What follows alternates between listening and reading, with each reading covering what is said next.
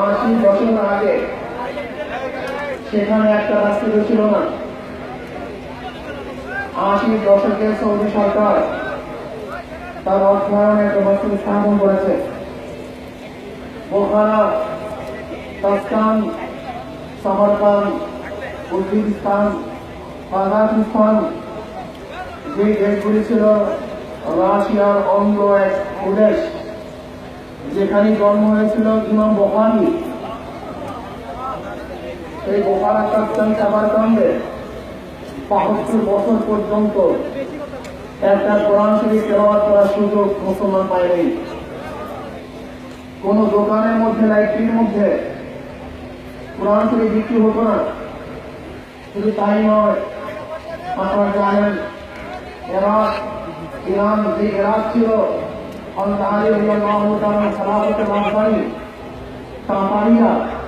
Syria দখল করে 10 লক্ষ মুসলমানদের মাথা দিয়ে মিনার গড়েছিল।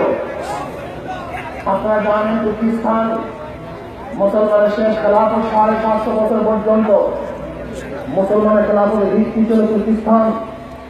সেখানে কামাল আতাতুল্লাহর মতো এক নাস্তিক রাষ্ট্রপ্রধান হওয়ার পরে এই বর্তমানে যে শিক্ষা নীতি প্রতিষ্ঠিত করার পায় তারা আওয়ামী সরকার করছে, সেই কুদরাতি খোদার শিক্ষানীতি বাস্তবায়ন করে 8ম শ্রেণী পর্যন্ত একটা মুসলমান বাচ্চাকে কোরআন শিক্ষা দেওয়ার ব্যবস্থা রাখা হয় নাই।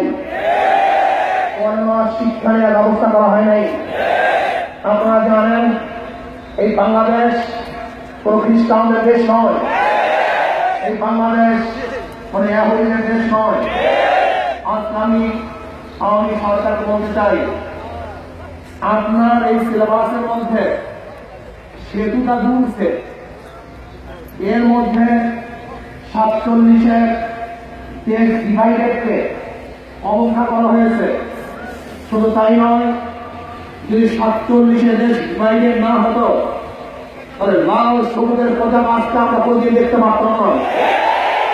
আর 47-এর ডিভাইডেড দেশ পৃথক এর আন্দোলনে কোন খ্রিস্টান ছিল না, ধুতিওয়ালা ছিল না, নাস্তিক ছিল না, খ্রিস্টান ছিল না।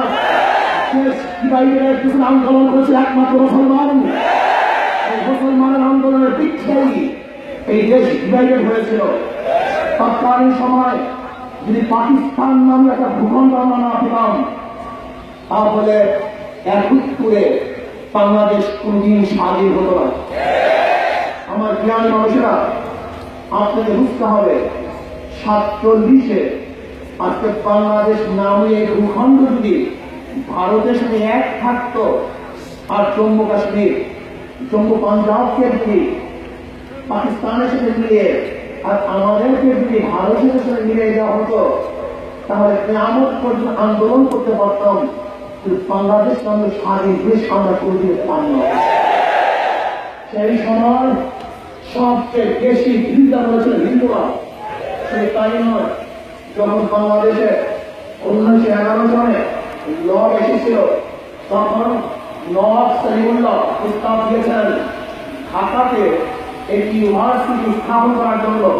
কিন্তু তাদের মাঝে কারণে এই রবি ঠাকুর প্রতিবাদ করেছিল, যেন বাংলায় ইউনিভার্সিটি না হয়, তার মুসলমান বাঙালিরা তার শিক্ষিত হবে, উচ্চ শিক্ষা শিক্ষিত হবে।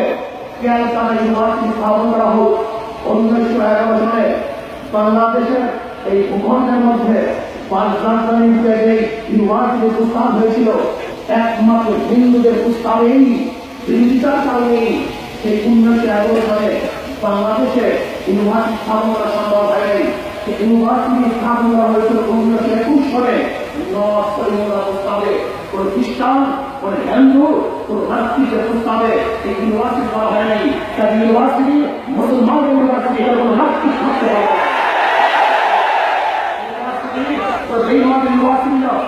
ইউনিভার্সিটি নওয়াব সলিমুল্লাহ নিজের সমিতি স্থাপন ইউনিভার্সিটি, ইউনিভার্সিটি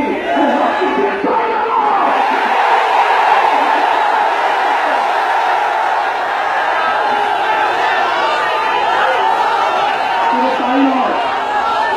আজকে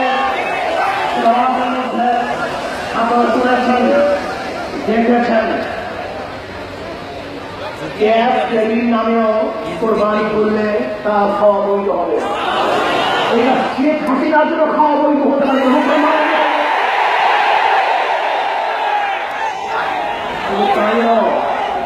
লাল গরুটা, এই লাল গরুটার কোনটা মধ্যে গরুকে টেবিল হিসাবে স্বীকৃতি প্রদান করা হয়েছে। গরুকে জবাই করা এটা ত্রুটিযুক্ত একটা দোষ, সেটা প্রমাণ করা হয়েছে। আমি মনে করি এটা হিন্দুদের ধর্ম হতে পারে, কোন মুসলমান ধর্ম না। আজই এই কবিতা যারা সিলেবাস অন্তর্ভুক্ত করেছে, আমি মনে করি মুসলমানের সন্তান নয়, আমাদের যুবশত হিন্দু হতে পারে, হতে পারে, মুসলমানের কবিতা হতে পারে না। যে সিলেবাসের মধ্যে নবী আলাইহিস সালামের জীবনী থাকবে না, ওমরের জীবনী থাকবে না, আবু বকরের জীবনী থাকবে না, ওসমানের জীবনী থাকবে না, আলীর জীবনী থাকবে না, যেখানে মহাত্মকের জীবনী থাকবে না, এরকম সিলেবাসের বই বাংলাদেশে পড়ানো হবে না।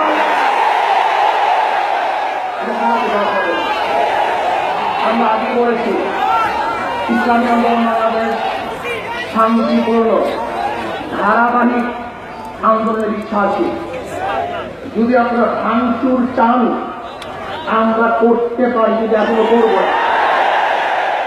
আপনাদের হরতাল চান আমরা দিতে পারি, কিন্তু এখনো দেবো না। আপনাদের অপরাধ চান তাহলে তা আমরা করতে সক্ষম, কিন্তু এখনো করবো না। ওটা আঙ্গুলি ঘিরা ওটা আঙ্গুলকে দেখা করতে পারি। সামান্য হতে আপনারা দুর্বল না হন,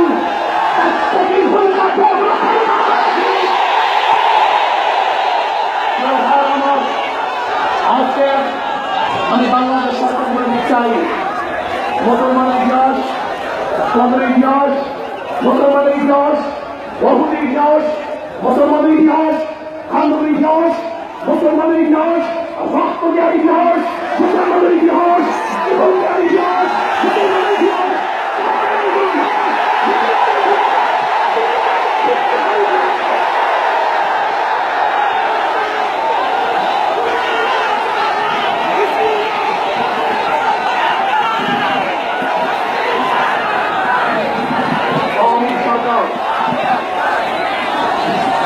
আমরা আপনাদের অনেক আগে হুঁশিয়ার করে দিয়েছিলাম, ইসলামী আন্দোলন বাংলাদেশ তারা শুধু রাজনীতি করে ইবাদত করে। আমরা যে ইবাদতের মানে রেখেছি আমি বিশ্বাস করি। وعن ابي رضي الله تعالى عنه قال قال رسول الله صلى الله عليه وسلم مثل المجاهد كمثل الصائم القائم القانت لا يخرج من صيام ولا صلاة حتى يأتي المجاهد في سبيل الله। আমি বিশ্বাস করি ঘরে ফিরে রওনা করছি, এখানে এসছি, ঘরে ফিরে রাত পর্যন্ত প্রত্যেকটা সময় আমাদের আমল নামা নিকিলে করে থাকে। মুসলমান তাদের ভুলে বুকে লাগে, পিঠে লাগে না। মুসলমান মাঝ ওয়াহিদের গোষ্ঠী, মুসলমান হযরত ওমরের গোষ্ঠী, মুসলমান হযরত আলীর গোষ্ঠী, মুসলমান হযরত ওমরের গোষ্ঠী, মুসলমান হযরত আলীর গোষ্ঠী।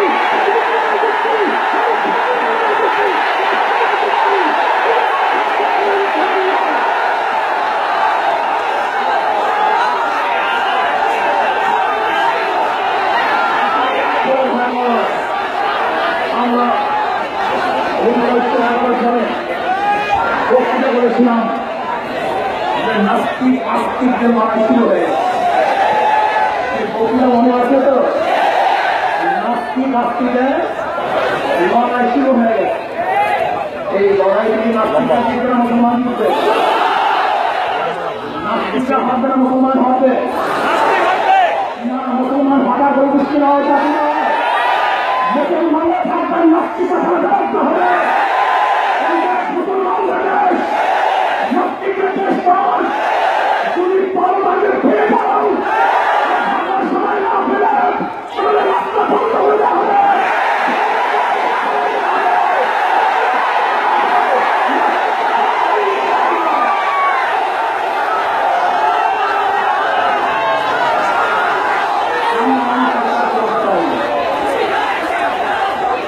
আপনার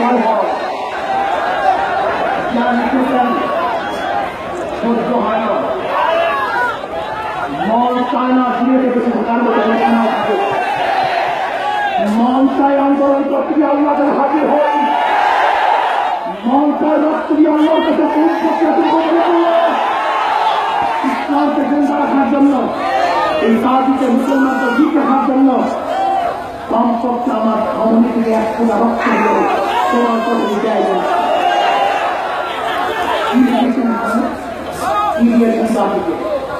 আমি শেখ হাসিনা সরকারকে বলবো ভালো তাকে রক্ষা করতে পারবে, রক্ষা করতে পারবে, রক্ষা করতে পারবে, রক্ষা করতে পারবে।